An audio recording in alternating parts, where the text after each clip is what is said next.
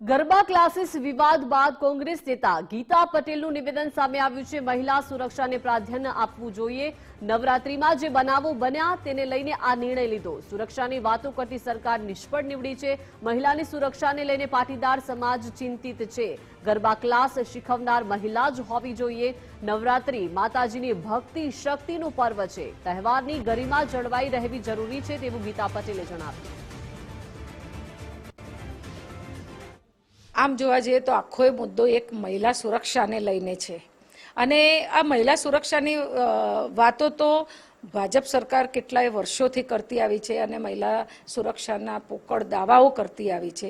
પણ આપણે જોઈએ કે મહિલા ક્યાંય સુરક્ષા નથી। ભૂતકાળમાં સુરતમાં વડોદરામાં જે બનાવ બની ગયા હતા નવરાત્રિના સમયે જે દીકરીઓની સુરક્ષાને લઈ અને જે બનાવો બન્યા હતા એ બનાવોને ધ્યાને લઈ અને આ સમાજ આગળ આવી અને આ એક નિર્ણય તરફ આવ્યો છે તો એ ખરેખર નિર્ણય સારો છે। એ નિર્ણયને હું પણ વધાવું છું। પણ સાથે સાથે મારે એ કહેવું છે કે કાંતિભાઈ અમૃતિયા ભાજપના જ ધારાસભ્ય છે અને એમણે આજે આ નિર્ણય કેમ લેવો પડ્યો, એમને આ વાત કેમ ઉઠાવવી પડી કે છેલ્લા તો એ જ છે કે સરકાર આ સુરક્ષાની વાતો કરતી સરકાર નિષ્ફળ નીવડી છે।